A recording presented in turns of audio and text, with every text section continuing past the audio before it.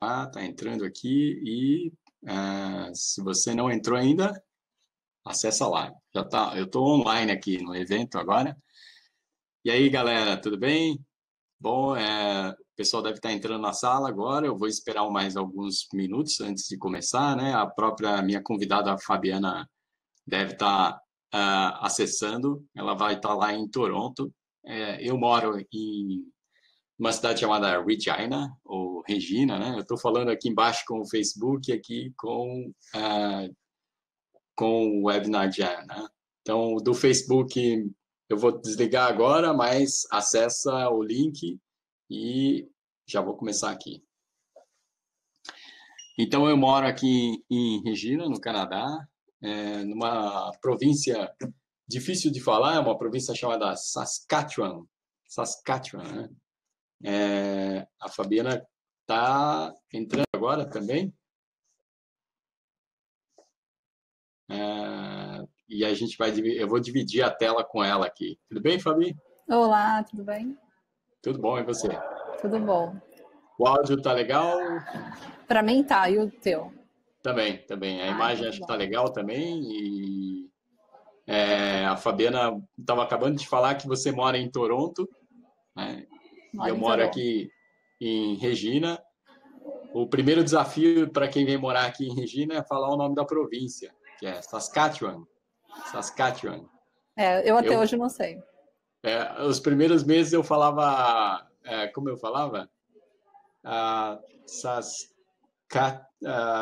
Como Pé Grande fala, esqueci. Alguma coisa, mas não era Saskatchewan. E como é que está em Toronto a temperatura agora? Enquanto o pessoal está entrando na sala aqui, a gente vai quebrando esse gelo. Como é que está a temperatura?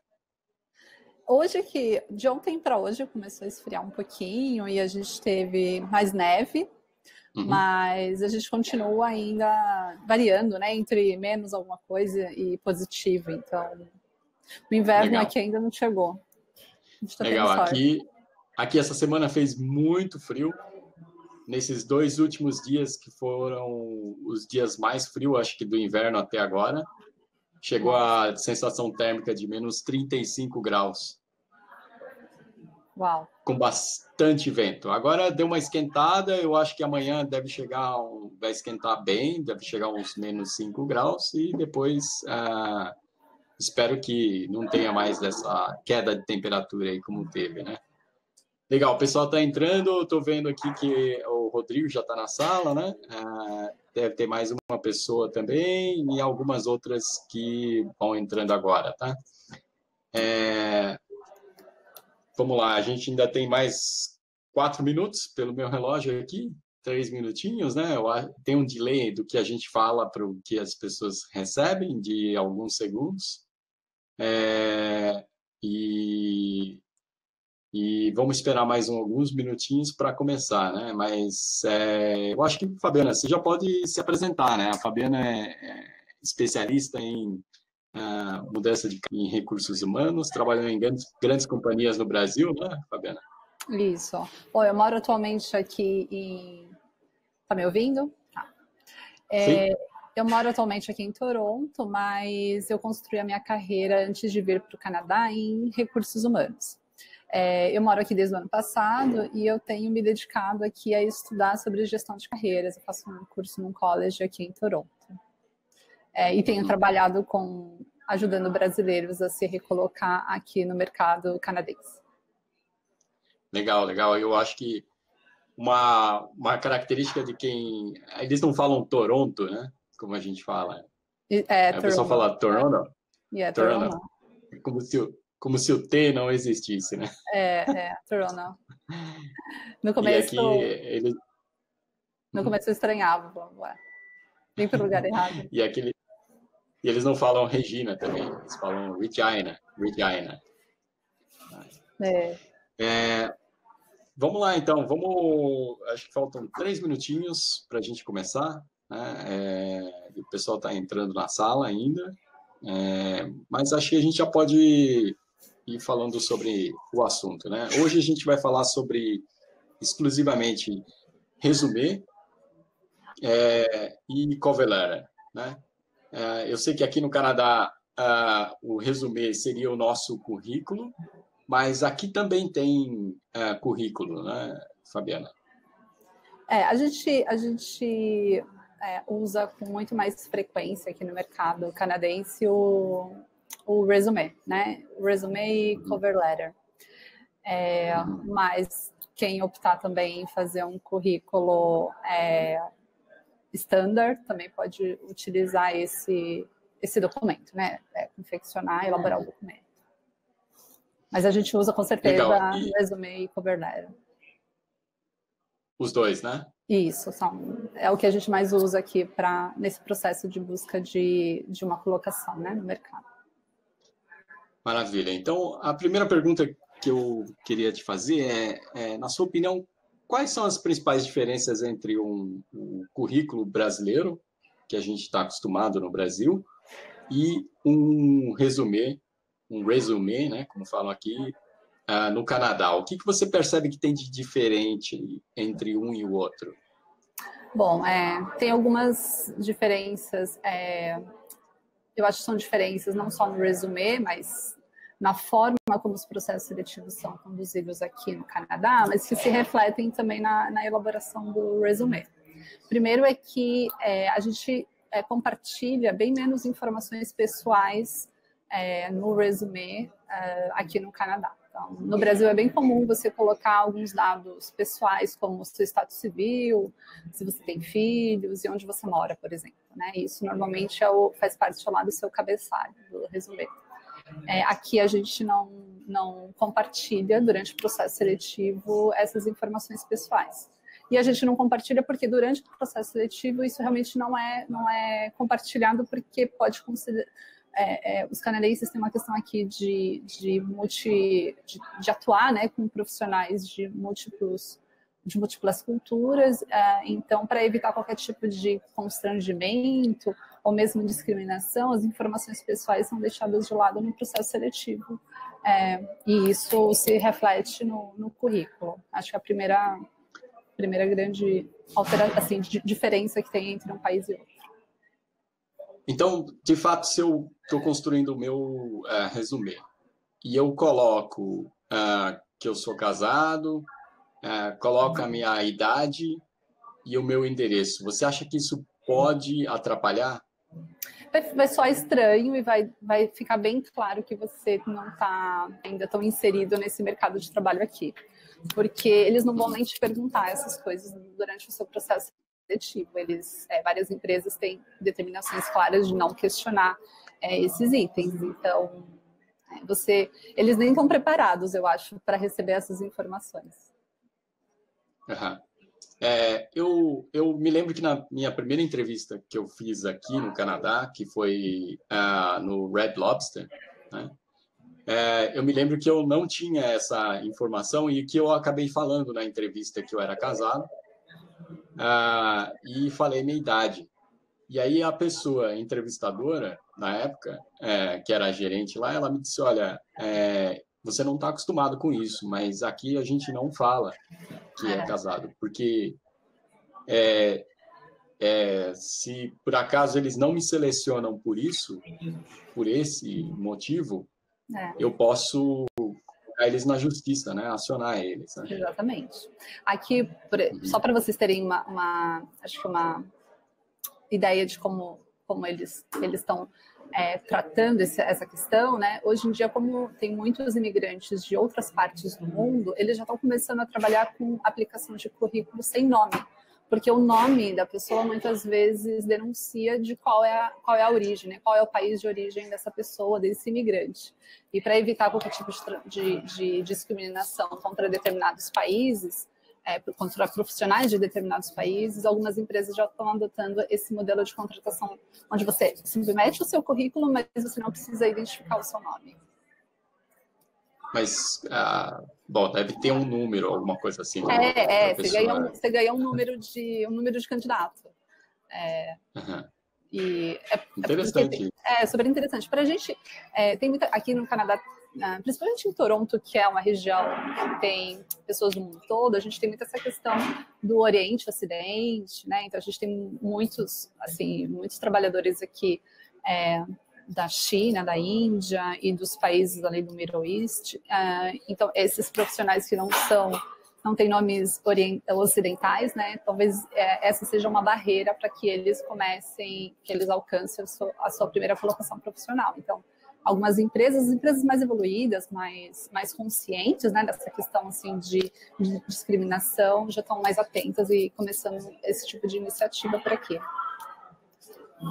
Legal. O que mais que você considera como diferente do currículo brasileiro? Olha, eu acho que de diferente, para mim, a maior diferença de todas, e aí não é só no currículo, mas é em todo o processo seletivo, é a questão de comunicação.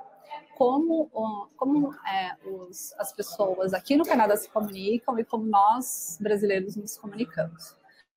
Tem alguns estudos, depois eu posso compartilhar com vocês, tem um vídeo que demonstra isso mais claramente, mas a gente tem uma diferença enquanto cultura brasileira, a gente é menos direto na nossa comunicação verbal ou escrita, e a gente tende a interpretar mais os fatos. Então, enquanto que o canadense, ele é mais direto. Então, ele é mais preto no branco. O que está escrito é realmente o que ele vai considerar, a informação que ele vai usar como sendo a informação final que ele tem. E por que para mim isso foi o mais importante? É porque a gente precisa considerar que tudo no currículo, tudo que você quer passar para o entrevistador no teu currículo, precisa estar claramente escrito. Não dá para esperar que, como o recrutador brasileiro faz, que esse recrutador canadense ele vá interpretar os dados. Então, por exemplo, vou dar um exemplo. Aqui a gente tem a primeira seção normalmente do currículo, são os dados pessoais, e depois a gente já faz um sumário, e aí a gente tem uma seção de skills, que é uma coisa que a gente não faz tão claramente no Brasil. Então a gente escreve claramente quais são os skills que a gente tem, né? Seja skills que a gente adquiriu em cursos, através da nossa experiência profissional, características pessoais que a gente tem. Muitas vezes, no processo seletivo no Brasil, esses skills, eles são interpretados. Então, por exemplo, se eu estou procurando alguém, eu sou uma recrutadora no Brasil e estou procurando uma pessoa que tenha facilidade de aprender novas tecnologias e implementar isso, se eu percebo que ela fez muitos cursos, que ela participou de algum projeto especificamente, onde ela fez isso, eu vou interpretar, eu como recrutadora interpreto que aquela pessoa tem aquele skill. Aqui no Canadá ele não vai fazer isso, né? O recrutador ele vai procurar no seu skill se você se você é altamente motivado por aprendizado, se você é altamente se você busca, se você tem essa busca por novos conhecimentos e essa facilidade de aprendizado e de implementar novas técnicas, por exemplo. Então, não tem interpretação, precisa ter escrito isso claramente, né? Então, acho que essa é a principal diferença e isso muda totalmente a forma como a gente precisa pensar o currículo para aplicar para as posições que a gente deseja. Legal, boa dica. Eu acho que isso é para meio que tudo aqui, né? Para entrevista também, né? É que a entrevista precisa ser um outro vídeo, mas para entrevista isso também é uma... E para as interações sociais que a gente tem durante o trabalho, no dia a dia, você que já trabalha mais tempo já deve ter vivenciado isso várias vezes, né? Exato. Tem uma história engraçada até para falar. Tinha um coworker, né? Um companheiro de trabalho meu, que tinha um hálito que era insuportável de manhã. E não adiantava ficar oferecendo balinha, falar para ele escovar os dentes, sei lá, né? Não adiantava ficar, tipo, insinuando, entendeu? Eu tive que ser direto para ele, tive que falar para ele, olha, você escova os dentes de manhã? Ele falou, não. Eu falei, pois aqui no Canadá é normal as pessoas escovarem, porque seu hálito é muito ruim. E aí, no final, ele agradeceu. Obrigado por falar. Engraçado. Enquanto eu não fui direto... Ele não entendeu. Ele eu, E o mesmo, às vezes, acontece, né? Quando a gente chega, eu, por exemplo, já recebi uns feedbacks, assim, bem diretos, e eu achei super estranho. Falei, nossa, não tem rodeio, né? É direto ao ponto. Exatamente. É. Legal, então, o que mais que você considera que é diferente ou que se deve adaptar o currículo para cá, né? Então, e aí toda essa, eu acho que ainda linkada a essa questão de ser mais direto, o currículo, a gente precisa personalizar o currículo. Então, para cada posição que a pessoa for aplicar. Por quê? Porque você precisa ser direto em dizer exatamente quais skills e como a sua experiência está compatível, aderente com a posição que você está procurando. Então, no Brasil, Legal. A gente tende a fazer um currículo mais standard e divulgar amplamente esse currículo. Aqui... Legal. Deixa eu fazer uma pergunta linkada à cozinha, por exemplo. Isso eu percebi também aqui. Então, por exemplo, se eu tenho uma vaga que num outro vídeo eu explico as partes da cozinha, que é a parte da linha, a parte de preparação e a parte de confeitaria. Então, se eu estou concorrendo para uma vaga de confeitaria, é melhor que eu adapte o meu currículo para a parte de confeitaria. Totalmente, isso mesmo. Você precisa dizer exatamente qual é a tua experiência e quais skills que você tem para aquela posição. E você vai fazer isso baseado no anúncio daquela vaga. Então, eu acho que, de uma forma geral, a gente brasileiro, até quando a gente chega aqui, né, eu tenho visto bastante as pessoas já quererem fazer, como primeira iniciativa, fazer o resumê.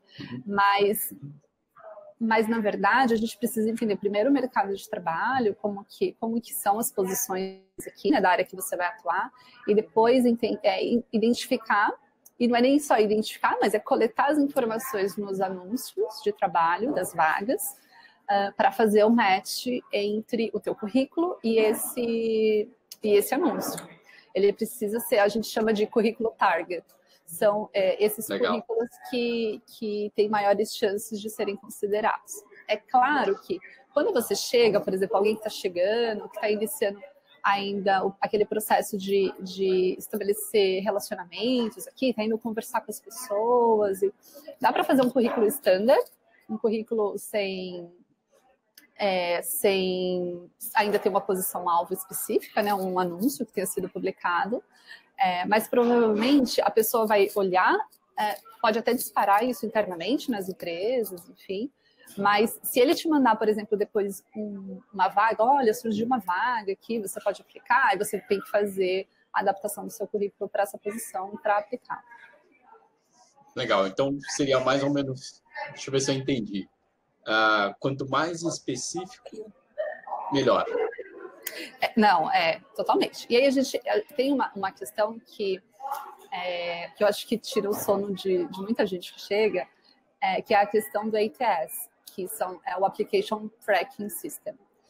Aqui no Canadá, de uma forma geral, principalmente nas grandes cidades, e quando você está trabalhando com grandes empresas, grandes redes, seja grandes redes empregadoras ou grandes empresas de recrutamento, né?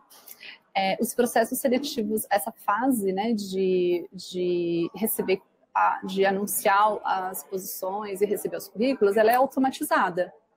Então, na verdade, é um robozinho que está fazendo o match, olhando o teu currículo, comparando ele com a vaga, com a descrição da vaga, com o que é solicitado, e dizendo para o recrutador que vai ocupar muito mais o tempo dele entrevistando as pessoas do que necessariamente lendo os currículos, sabe? No Brasil, a gente ainda tem um processo um pouco mais manual.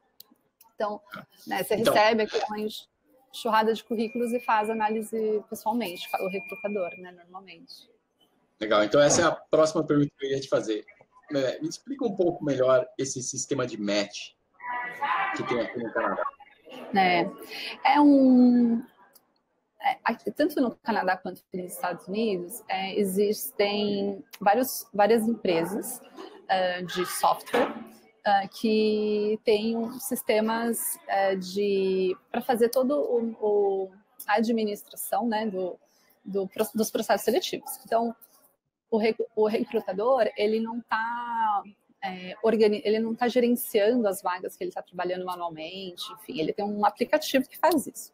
E a primeira grande etapa que o aplicativo faz é fazer o match de todos os currículos que foram recebidos online com o anúncio. Então, como que funciona? Na verdade, a gente tem aqui, o maior sistema aqui é da Oracle, que está interligado, inclusive, com o PeopleSoft, é o mais utilizado. E ele tem interface com vários sites de vagas. Então, você aplica num site de vagas, sei lá, um Indeed, por exemplo, e aí o seu currículo automaticamente vai para a aplicação da empresa. E o seu currículo vai aparecer para o entrevistador como lá num ranking. Então, qual é a pontuação que você tem, que o teu currículo teve para aquela determinada posição que você está aplicando. Legal, isso então... é o match, né? Ele vai te dar uma porcentagem de quanto aderente àquela posição teu currículo é. Legal, então na prática o requisitante, né, o empregador, ele vai lá, preenche os requisitos daquela vaga no sistema. Isso. Abre a vaga e aí as pessoas vão lá e aplicam para essa vaga. Isso. E aí o próprio sistema é que faz a aderência do que a pessoa quer para o currículo que serão aplicados, né? Isso. E aí o empregador depois recebe, o entrevistador, quanto que naquela vaga cada candidato tem de match, né? de pontos, né? Na verdade, ela nem vai... Na verdade, o recrutador, ele vai ter lá uma tela e ele vai lá filtrar ele vai lá classificar por pontuação. Então, ele vai lá ver, deixa eu ver quem são os mais aderentes para essa posição, e ele vai selecionar lá 3, 5, quanto ele achar que for necessário para aquela vaga. E aí, esses que estão com alta pontuação vão ser chamados para a entrevista. Então, por isso que o currículo ser bem aderente é importante, porque senão você não vai nem passar para a segunda fase, que é conseguir uma entrevista. Né? Sim, eu vejo muito nos grupos que tem do Facebook, etc., as pessoas reclamando do seguinte: eu aplico do Brasil e nunca fui chamado. É isso. Nunca ninguém me chamou. Na verdade, é porque o currículo é muito generalista. Isso. E as vagas aqui são muito específicas, né? Então, o sistema filtra e acaba não pegando esse currículo. Não encontra a pessoa. Ontem eu estava trabalhando com um cliente da área de TI. Então, e aí tem alguns exemplos, assim. Por exemplo, se lá estava pedindo que o candidato fosse altamente motivado, por exemplo, a adquirir novos conhecimentos. E no currículo dele, isso estava escrito que ele ansiava ter isso. Não é a mesma palavra, né? Então, não é motivado versus motivado. Não é high motivado. Então, não dá match. Então, às vezes, você está escrevendo com sinônimos e o sistema não vai interpretar. Ele não tem interpretação, esse é o ponto, né? Ninguém está interpretando. Ninguém vai olhar para o currículo e falar, eu acho que essa pessoa... Não, o seu currículo nem chega lá. E como aqui... em algumas cidades a gente tem um índice altíssimo de concorrência, né, para posições, tem muita gente aplicando para a mesma vaga que você, e você precisa fazer o seu currículo aparecer lá no topo é como se fosse um Google, né? Assim, quem aparece primeiro, você dá mais atenção, você vai ler, você vai ver aquela informação. Legal. Antes da gente analisar um currículo, que é o meu, né? Deixa eu te fazer mais 2 perguntas. O que você acha que não pode faltar num currículo aqui no Canadá? Não pode faltar um bom sumário. O sumário tem que ser, sei lá, a segunda sessão, normalmente. Porque é ele que vai capturar a atenção. Depois que você passou pelo sistema, ele que vai capturar a atenção das pessoas que vão te entrevistar e vão fazer eles estarem mais engajados em ler todo o teu currículo e enfim, se interessar mais pela tua história. E toda a questão de skills, né? Assim, a seção de skills é o que te leva para ter maior match com os anúncios com os anúncios e que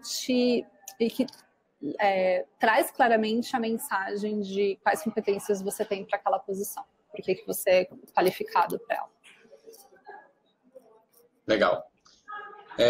O Rodrigo está perguntando aqui, só para a gente não fugir depois fugir do assunto, né? Mas exatamente quais são as características de um bom resumê?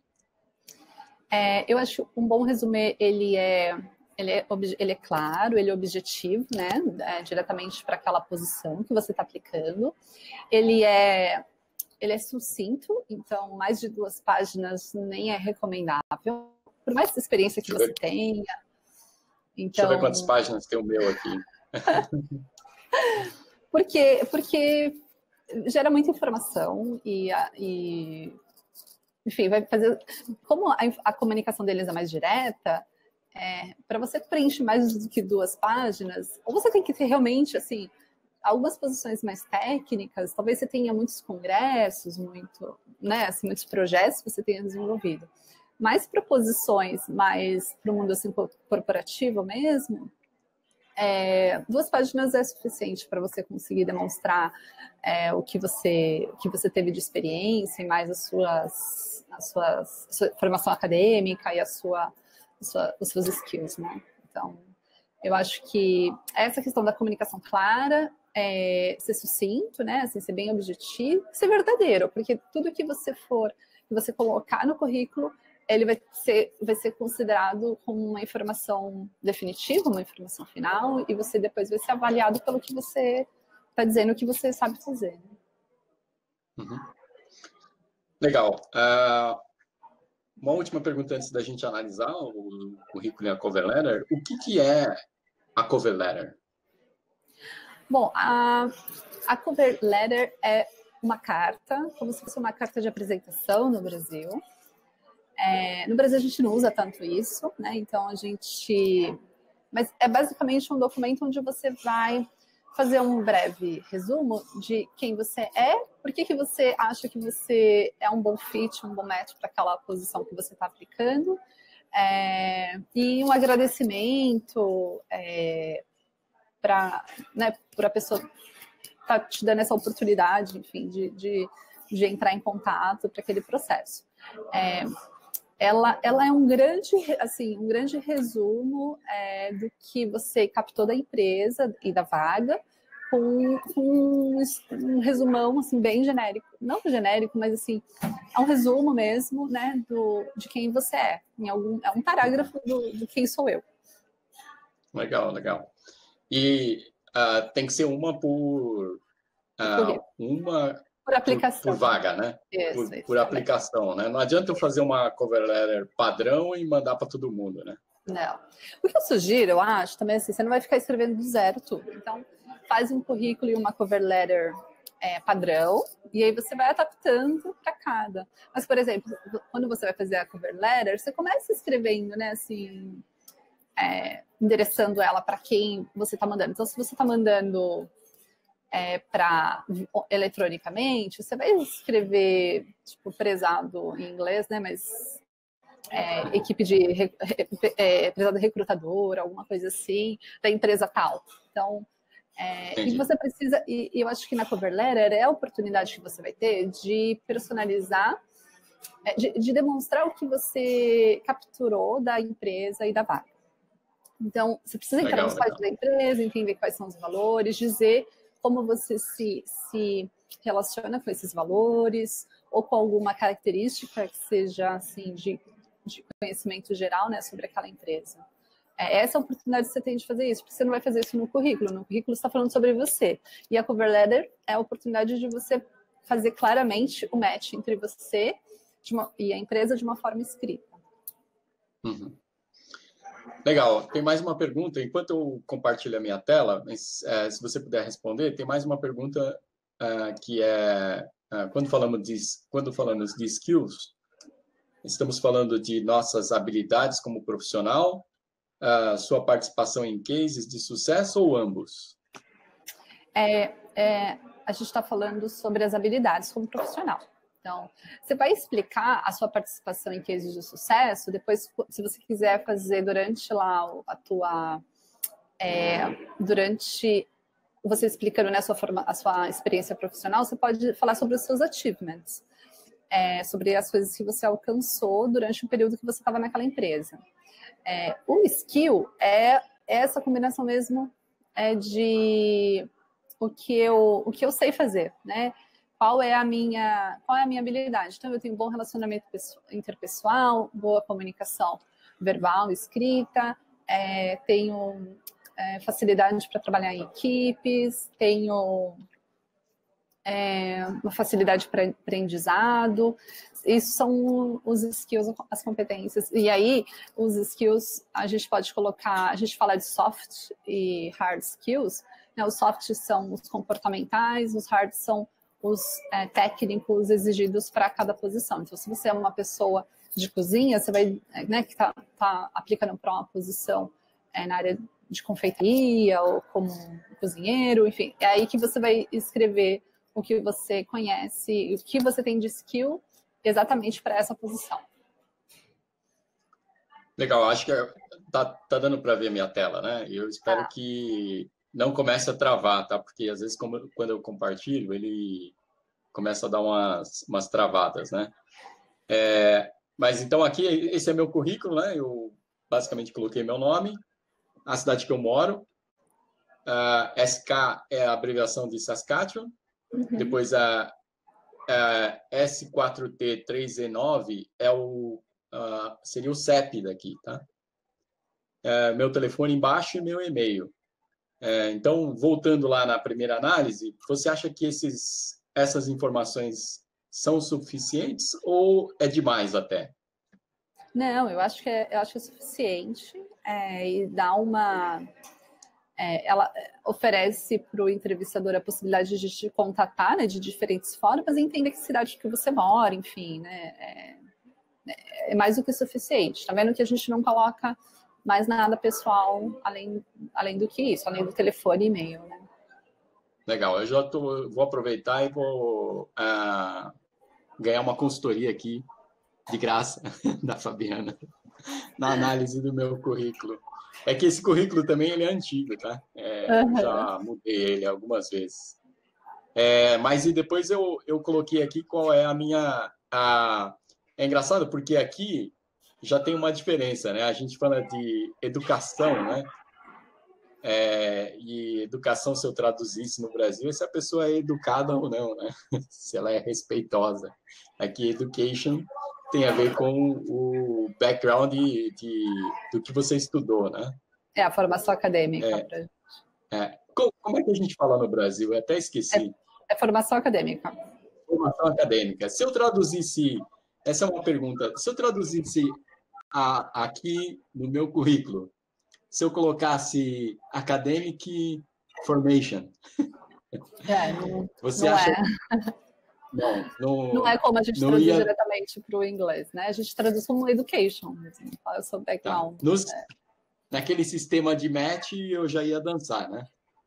Não, porque esse é o nome da sessão. Ele não vai fazer o match do nome, sabe, da sessão, né? Assim. Legal, tá bom.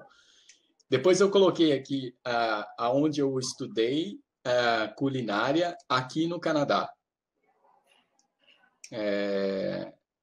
Que eu percebi? Que antes eu colocava o meu maior grau de educação aqui, sei lá, administração, business administration, mas no Brasil. E eu nunca era chamado. E aí eu resolvi mudar. Eu colocava, por exemplo, antes no currículo, eu nem sei se tem aqui, acho que não deve ter nesse currículo, que eu entendia do pacote Office, Excel, Word. Mas para a cozinha, acho que não importa muito, né? Se eu entendo de Excel, Word. Então, tudo isso vai depender do anúncio da vaga, né? Então, certo. Não, mas na cozinha não é uma exigência. Se não é uma exigência para a vaga que você está aplicando, então não precisa colocar, né? Só vai fazer o seu currículo ser mais extenso e não vai ser uma informação relevante. Legal. Você acha que esse começo tá legal? O que você talvez... Para mim, particularmente, assim, ele já te leva direto para a educação, mas eu começaria com um objetivo, né? Então, qual que é... Se a gente legal. pensar Então... na sua marca pessoal, né? Como você se apresenta, então, se você é um profissional de cozinha, se você é um chefe, se você... que tipo de posição que você está trabalhando? Se para quem tá entrando nesse mercado, então pode ser uma entry level cook, professional. Então, mas eu acho que é importante ter o objetivo claramente, porque aí do objetivo a pessoa vai identificar, porque tá vendo que aqui você não está dizendo que você está procurando, que o teu target como posição é uma posição na cozinha, você está dizendo que você tem educação. Isso não significa que esse é um exemplo, não está escrito claramente o que você está buscando, né? Que tipo de nível legal, que você então, está. Tipo, logo abaixo do meu nome eu colocaria a posição que eu estou procurando. Se é cook, se é chef, se é pastry cook, se é line cook, prep cook, ou etc. Isso. Legal. E depois eu coloquei aqui algumas formações de curso que eu tenho mais antigas, tá? E essas são no Brasil, na verdade, tá? E depois, sim, eu coloquei que eu tenho a Business Degree. Que acho que passou aí aqui rapidinho, né? Eu poderia ter mantido na mesma tela, tá? Na mesma página, né? Desculpe, na mesma página, mas eu... até porque, para não ficar... Senão ficaria um espaço em branco, eu acho, né? Mas acabou ficando aqui. Mas aí depois, na próxima página, eu coloco minha experiência profissional. Então, o que eu... como cook em Honor, que é o dono, né? Dessa empresa, chamada healthy4u.ca, eu coloquei aqui o que eu faço.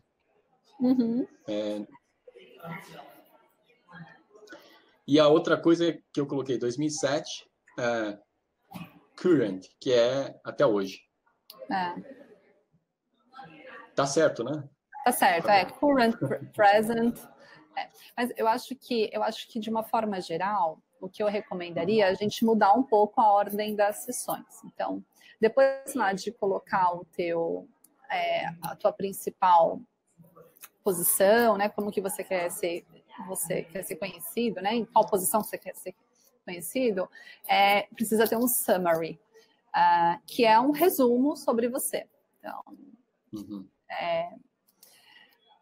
aí você vai dizer se você é experiente ou se você está entrando no mercado de trabalho agora, e aí você vai evidenciar de uma forma resumida, né? Sei lá, são 2 parágrafos, quais são as suas principais experiências e competências que você tem de uma forma bem generalista, né? Assim, bem sucinta.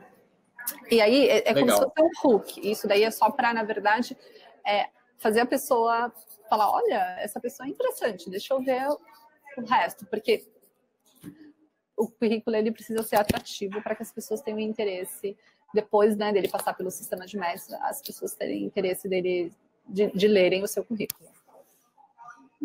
Legal. Eu estou passando aqui rapidamente pelas outras sessões, mas se alguém quiser perguntar alguma coisa, se quiserem me contratar também, a gente pode negociar. E aqui é em ordem cronológica mesmo, né? Como no Brasil, né? Essa depende. Aí depende. Por que eu falo depende? Porque se você tiver se você tiver experiências assim sólidas, assim, algum tempo de experiência na empresa, com achievements, aí eu acho que faz sentido ser cronológico. Se não, se você teve vários períodos assim de entrada e saída, mudanças de posição, eu acho que vale mais a pena fazer cronológico, mas não colocando todas as atividades, os achievements em cada experiência que você teve, mas sim fazendo uma sessão de experiência profissional, exatamente, depois dos skills. Então, eu acho que depende da pessoa, depende da história da pessoa, para a gente decidir se vai ser o melhor modelo é um cronológico ou não. Legal. Uma outra dúvida, por exemplo, quando eu trabalhei aqui no Connexus, eu coloquei aqui Worked in the 50th Gala Celebration, que foi quem é da cozinha aqui da cidade sabe que foi um evento importante. Foi um evento em que a gente recebeu o príncipe e a princesa da Inglaterra. E eu trabalhei nesse jantar.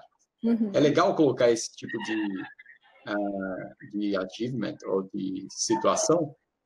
Sem dúvida nenhuma, porque isso te diferencia dos outros que não foram escolhidos, não foram selecionados para esse evento, né? Então, é super importante Legal. colocar isso. Legal. Uma outra pergunta, antes da gente fechar essa parte de currículo, deixa eu só passar aqui. Aqui é a minha experiência no Brasil. Aqui eu coloquei também algumas considerações de voluntário que eu fiz, trabalhos voluntários. É legal isso? Você acha que é interessante?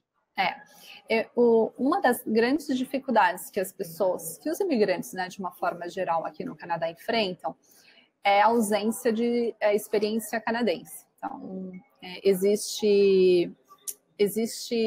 uma questão, realmente uma barreira de entrada para muitos profissionais, o fato de eles não terem nunca uma experiência canadense, né, de trabalho. Então, o voluntário, ele serve para suprir de alguma forma esse gap que você, por um acaso, tenha. Quando você está procurando o seu primeiro trabalho aqui no Canadá, nunca trabalhou antes, não tem ninguém que vai te referenciar. Então, se você já teve pelo menos uma experiência voluntária, isso com certeza vai ajudar bastante. Vai ajudar bastante, né? Assim, alguém poder te dar algum tipo de referência.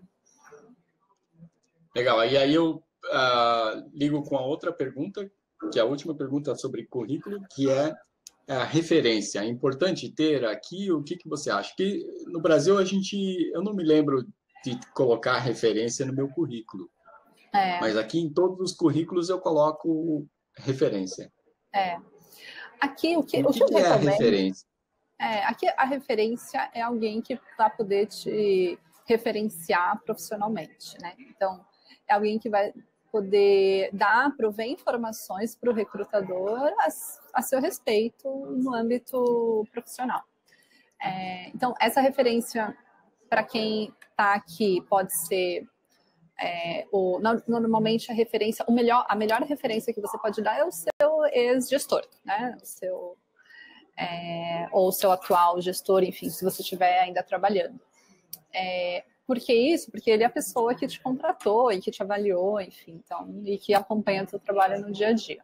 Se você, por algum motivo, não puder oferecer esse contato, né, não tem mais contato, a pessoa não se sente confortável de falar, né, de dar essa referência, aí você pode pedir de pares, de clientes. Acho que, por último, seria das pessoas que você gerenciou, que trabalharam no seu time, né, de alguma forma. Mas a referência pessoal aqui não é muito usado. Se você não tiver nenhuma, né, às vezes as pessoas são novas aqui não tem nenhuma, ok, é o que é possível, né? Mas o ideal é que seja uma referência profissional de um nível acima que o teu. E uma coisa que eu percebi também é que quem você dá a referência, por exemplo, se eu dou a referência de um chefe, que é meu ex-chefe, eu preciso falar com ele, né? Antes. Isso. Você precisa avisá-lo, pedir a permissão dele, porque você vai estar compartilhando com um terceiro as informações pessoais dele, né? E-mail, telefone. Então, por isso que eu inclusive, por uma questão até dessa questão de confidencialidade dos dados pessoais, eu não coloco, não indico colocar o contato da referência direto no currículo. Acho que você precisa tê-las fácil, né? Você pode, depois, durante a entrevista, se o entrevistador pedir, aí você imediatamente pode, por exemplo, escrever um e-mail para ele com os contatos para você ter essa referência. Mas não divulgar diretamente. Uma outra coisa também que acho que para imigrante as pessoas me perguntam bastante isso, mas as minhas referências estão no Brasil. Não tem problema passar do Brasil a referência, desde que a pessoa no Brasil esteja disponível para falar em inglês sobre você. Né? Ela tem essa habilidade.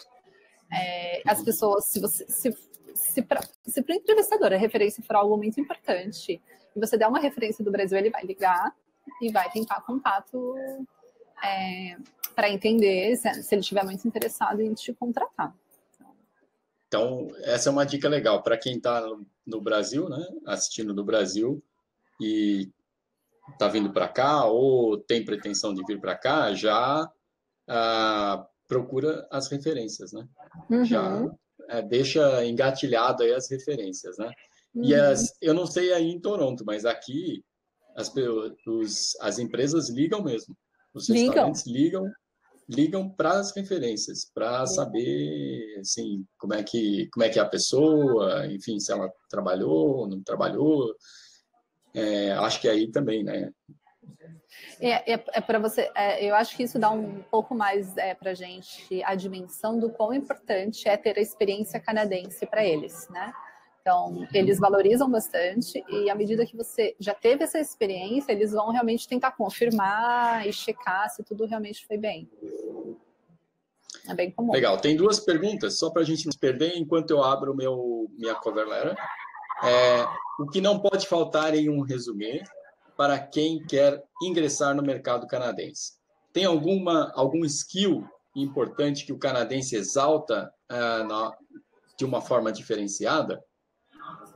O que você acha, Fabiana? Eu acho... Nossa, eu não consigo assim, dizer de um skill que seja válido para todas as posições, para todas as... Legal, eu também pensei nisso. Né? Eu acho que depende muito da posição que você está trabalhando. E aqui também tem uma questão assim de... Acho que em Regina é diferente, mas em Toronto a gente tem 80% da população que não é daqui, né? A gente mora aqui, mas a gente não é daqui, né? Como background. Então, quando você está passando por um processo seletivo aqui no Canadá, não necessariamente você está ainda no modelo canadense. Às vezes você está sendo entrevistado por um chinês, por um indiano, por alguém asiático, por alguém da América Latina. E tem várias empresas, né, desses outros países atuando aqui. Então, não dá para a gente, acho que, decidir alguma coisa assim como tão direto. Assim. Um skill para o mercado, né? Eu até estava pensando nisso. Por exemplo, né, eu tenho um outro vídeo que eu falo dos skills para se trabalhar numa cozinha. E aí depende da área da cozinha. Então, se você vai trabalhar na linha, você tem que ser rápido. Então, o teu skill é agilidade e tem que ter uma boa comunicação. É comunicação. Agora, se você vai trabalhar como na parte de confeitaria, você não precisa ser rápido, você não precisa ser ágil, mas você tem que ser uma pessoa detalhista, tem que ser uma pessoa detail, né, que eles falam aqui, e tem que ser uma pessoa caprichosa, né? Que é um outro conjunto de skills, né? Assim, que aí são profissionais diferentes, né? Exato. Se você vai trabalhar na parte de preparação de alimentos, você tem que ser preciso, tem que tomar cuidado com a receita, com as medidas, com a temperatura, com tudo, né? Então, são outras características, né? Legal, aí tem mais uma pergunta que é possível já ir para o Canadá com um emprego encaminhado ou chegando aí é que devemos buscar uma oportunidade? Aqui, nessa pergunta, eu acho que tem um pouco acho que vai depender do status imigratório. Então, se você está vindo já como PR, você já pode, desde já, começar a procurar emprego estando no Brasil, vindo para o Canadá. Inclusive, o governo canadense tem uma série de programas de employment para ajudar os imigrantes a se recolocarem, porque é de interesse do governo canadense, isso em todas as esferas, né, federal, provincial e municipal, de que as pessoas que estejam aqui estejam trabalhando e sendo produtivas. Então, tem o que a gente chama de Bridging Programs, que são programas que facilitam a entrada no mercado de trabalho de quem já tem uma formação profissional e experiência em outro país.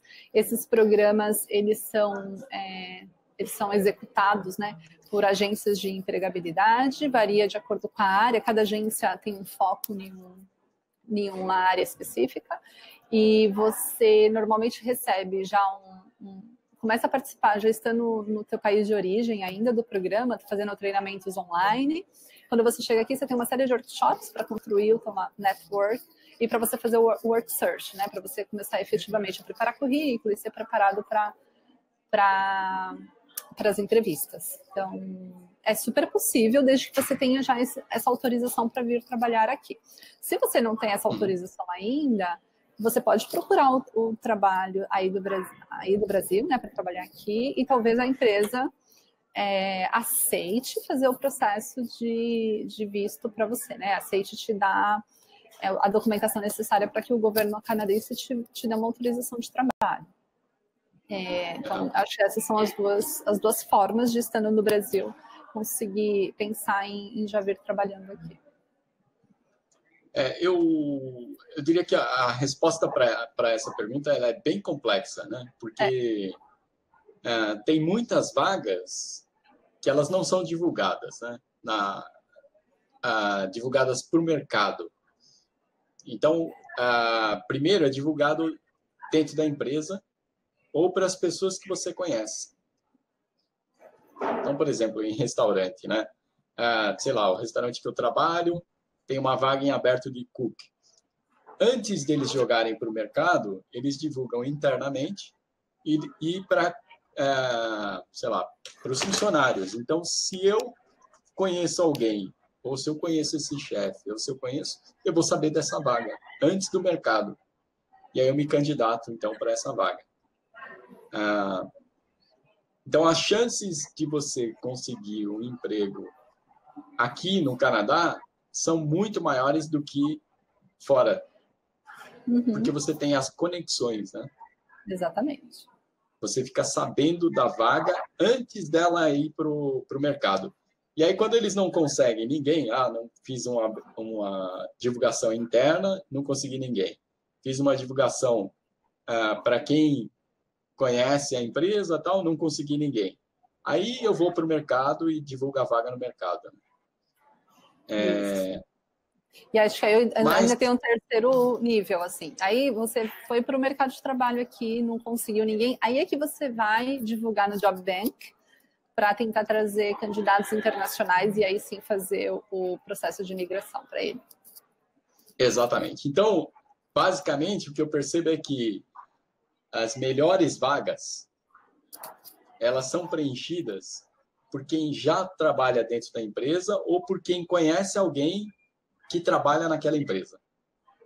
Isso mesmo. Aí depois, não vamos chamar de piores, mas as vagas que quase ninguém quer, vai para o mercado. E as que ninguém quer, aí vai para o mercado internacional. O que são muito técnicas, né? Assim, que exige um nível de qualificação muito alto e que as pessoas que estão aqui ainda não têm essa qualificação. Mas aí a gente está falando de coisas muito técnicas. Né? Muito alta. Tipo, o cara você está falando sobre pessoas que vão estudar que trabalham na área de mineração, de petróleo, talvez medicina, alguma coisa assim. É algo que o cara precisa ter, assim, sei lá, 2 PhDs, ter escrito 10 artigos, não achou ninguém aqui, vai para o mercado internacional e acha alguém. Então, basicamente, a gente está falando de 2 tipos, né? Ou vagas que ninguém quer aqui, ou vagas que não tem candidato à altura aqui para preencher, né? Isso mesmo. E o exemplo que você deu sobre a questão da vaga ser interna, ontem o meu cliente, a pessoa com quem eu estava trabalhando, ele recebeu a vaga por um amigo que trabalha na empresa, e a empresa divulgou internamente durante 15 dias. Então, a vaga vai ficar divulgada somente para empregados durante os 15 primeiros dias, e só depois que, se não for preenchida com indicações internas, é que ela vai para o mercado, né, assim, de uma forma aberta. E por que isso? Porque se você é um bom funcionário e você consegue na sua rede de relacionamentos indicar pessoas, o fato de você estar indicando e você ser bom dá uma referência daquela tua indicação, né? Quer dizer que você, a empresa pode esperar que alguém de sua confiança esteja sendo indicada. Então já é um filtro também. Legal, isso respondendo do ponto de vista de mercado. Do ponto de vista de permissão de trabalho, work permit, etc., isso é um outro, seria um outro webinar, né? É bem complexo. E aí depende, e ainda é um webinar por província, né? Exato, por província. Legal, tá na tela um exemplo de uma cover letter, tá? Essa é uma cover letter real, em que eu mandei para o chefe Milton, que é o chefe, um dos chefes que eu trabalho hoje, tá? E aí eu vou resumir aqui, não vou ler o todo, né? Mas resumidamente eu me apresentei, coloquei aonde eu trabalhei, qual era a minha especialidade, que é trabalhar com sobremesas, especialmente, tá? E que eu gostaria muito de trabalhar com ele, e por que eu gostaria de trabalhar com ele, quais são as minhas certificações, etc. Né? Me lembro também que na entrevista, acho que em todos os lugares que eu fiz entrevista, me perguntaram, por que você quer trabalhar aqui? Né? E aí em todas elas eu fui bem específico, do tipo, olha, eu quero trabalhar com o chefe Milton, eu disse para ele, eu quero trabalhar com você porque você tem o prêmio de Gold Medal Plate, e é o único chefe em Saskatchewan que tem esse prêmio, é um prêmio de cozinha canadense. E aí eu acho que ele gostou da resposta, me contratou. Né? Então, você acha que tá bom essa cover letter? O que você acha que é importante? Talvez o que não... Vamos pegar a pergunta que teve aqui. O que é importante ter nessa cover letter que seja uma cover letter matadora?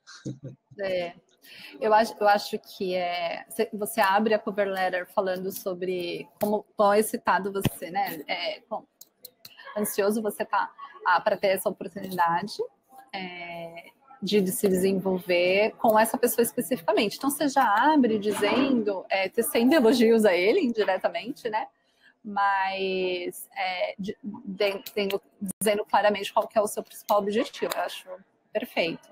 Depois você parte para dar uma breve descrição do que você tem feito atualmente, e depois você vai para um resumo do que você fez, né, na sua carreira. É exatamente isso que a gente espera de uma cover letter. E aí depois você encerra agradecendo pelo tempo dele, né, dedicar esse tempo para o seu processo seletivo. É isso, é para capturar, é para deixar claro, né, assim, o quão apaixonado pela companhia, pela pessoa, e o quão você anseia ter essa oportunidade, e como você pode, o que você tem para oferecer, né, o que você tem em termos, o que você faz hoje, o que você tem em termos de experiência no passado, e certificações e formação acadêmica. É exatamente isso que a gente espera de uma cover letter. Legal, acho que a gente já está quase encerrando, né? Eu vou abrir aqui para perguntas, se alguém quiser fazer mais alguma pergunta. Mas, Fabiana, já de antemão eu já vou te agradecer pelo convite, por ter aceitado esse convite, por ter feito esse webinar, por ter feito a consultoria no meu currículo e na minha cover letter.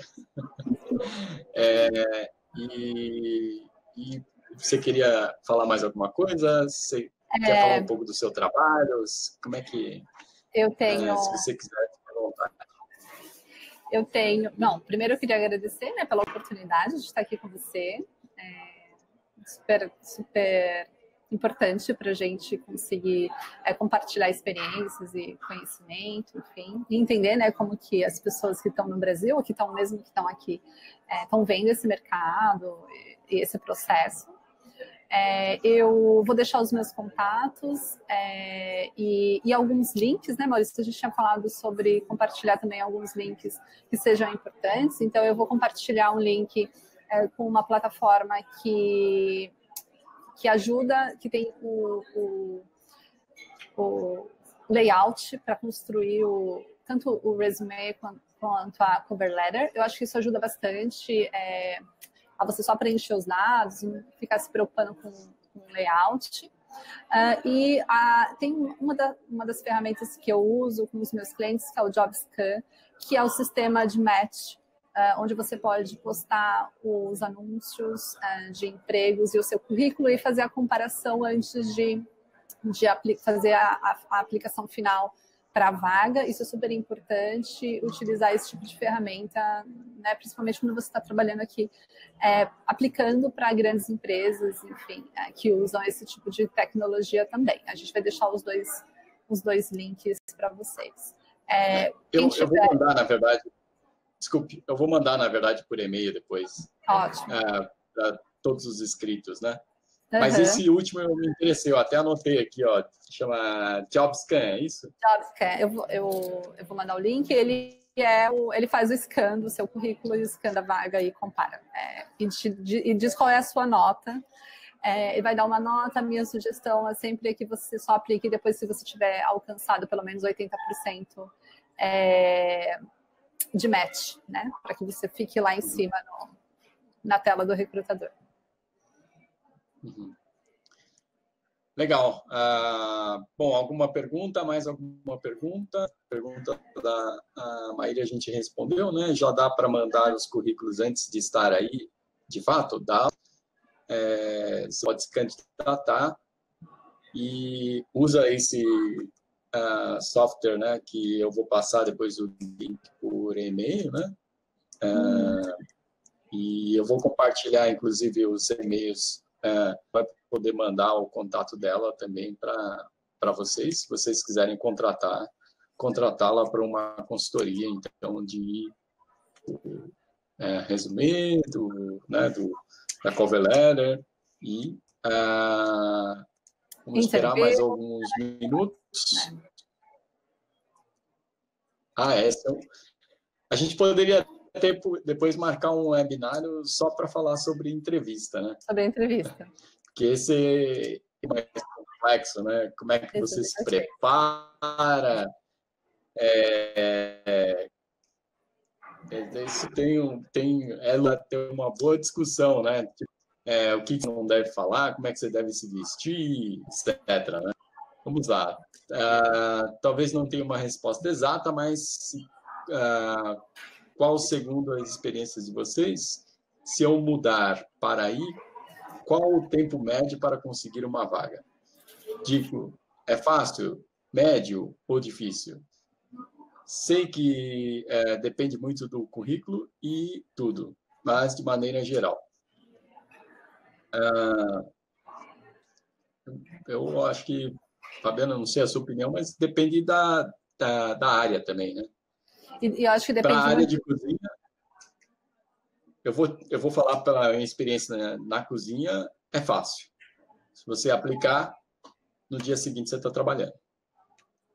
Ou até no mesmo dia. Já tive situações em que o chefe falou, você pode começar hoje? Mas depende da área, né? Então, depende, acho que da área, depende do não sei... depende da província. Quais outras coisas? Depende de qual região do Canadá, depende do teu nível de inglês. Uhum. tudo isso a gente tem o que a gente fala de entry level, né, positions. Então, se você está vendo para uma posição, se você vai aplicar para uma posição, sei lá, em retail ou qualquer coisa assim, no Natal, as suas chances de se colocar aqui são muito altas. E se você vem depois, em janeiro, já não tem mais essa oportunidade. Então, especificamente para a área de cozinha, né, eu acho que depende de como é o mercado de atuação naquela região que você está se propondo. Se você for para uma região como Toronto, que tem... aqui em Toronto a gente tem um mercado bem aquecido, as chances são mais altas, realmente. A gente vê bastante procura de profissionais de cozinha, que eu recebo bastante vaga. Mas vai depender do currículo e vai depender também da sua expectativa, né? Porque às vezes a gente vem com a expectativa baseada na nossa experiência lá no Brasil, mas sem ter experiência canadense, talvez a colocação numa posição inicial vai ser muito mais rápida, ao passo que para uma colocação numa posição mais específica vai levar um tempo maior, né? Uhum. Eu diria até que acho que muita coisa aqui eles fazem com dependência do clima. Então, por exemplo, no inverno, o que eu percebo é que tem menos vagas. E já me falaram que é porque muitos setores param. O setor da agronomia para, o setor da construção praticamente para. E aí essas pessoas preenchem as outras vagas, elas precisam trabalhar, então elas vão trabalhar em loja, vão trabalhar em escritório, vão trabalhar em outros lugares. E aí no verão, elas voltam para as atividades principais delas, que sei lá, construção, agricultura, tudo mais. E aí sobra mais vaga para outros setores, né? Exatamente. E aqui é muito comum as pessoas terem mais de um trabalho, né? As pessoas têm mais de uma... tanto em relação ao clima, quanto em relação também ao horário, né? Então, é bem comum as pessoas irem se adaptando a essas questões climáticas aqui no decorrer do ano, enfim. Até porque as pessoas ganham por hora, né? Então, você não está trabalhando, você não está ganhando e você precisa, de alguma forma, fazer essa mudança para alguma área de atuação que, temporariamente, né, você muda para ter o seu salário. Uhum. Legal. Uma última pergunta aqui. Mas quando você comenta que para a cozinha é fácil, se tiver legal no país, certo? Estudando ou com outro processo de contratação. Isso depende da província. Aqui em Saskatchewan, se você tem uma carta oferta de um lugar, qualquer lugar, você pega essa carta oferta e aplica já para trabalhar. E aí você pode trabalhar, você tem o que a gente chama aqui de work permit fechado, ou seja, só pode trabalhar para aquele lugar. Tá? Até aí, se eu quiser trabalhar em outro lugar, outro restaurante, aí o outro restaurante vai ter que fazer uma oferta de trabalho, e aí você vai aplicar, e aí você pode mudar para aquele outro restaurante, também com work permit fechado. Tá? Então, respondendo essa pergunta. Agora, se você tiver ilegal, eu não recomendo. Tá? Se você tiver ilegal aqui ou em qualquer lugar, eu não recomendo. Eu não vou aconselhar que você fique ilegal, entendeu? Porque eu acho que não é legal nem para você e nem para o país, nem, sei lá, aí é uma outra situação. Tá? Eu acho que é mais do que uma outra situação também, Maurício. As posições ilegais, né? Assim, os empregadores que estão aceitando pessoas ilegais também não são as melhores vagas, talvez, né? Então, tem toda essa questão. O cara vai te tratar muito mal. Se ele não quiser te pagar, ele não vai te pagar. E vai falar para você fazer serviços horríveis e você vai ter que aturar isso e ficar quietinho, porque senão você pode ser deportado, né? Maravilha. Obrigado, Fabiana, mais uma vez. E Obrigada. Semana que vem eu vou fazer um outro webinário, né? Vai ser sobre como é que eu fiz um processo de escolher para onde eu ia aplicar aqui em Regina. né, em Regina. Então, como é que foi a minha classificação dos restaurantes? Como é que eu classifiquei eles e por onde eu busquei, para onde aplicar, tá? Então, não percam, fique ligado aí, eu vou depois divulgar o convite, tá? Obrigado, Fabiana, mais uma vez, pelo seu tempo. E Obrigada. obrigado a vocês que assistiram, né, o tempo todo. E para aqueles que não conseguiram assistir, eu vou mandar depois o link do replay. Tchau, tchau. Um abraço. Tchau, um abraço.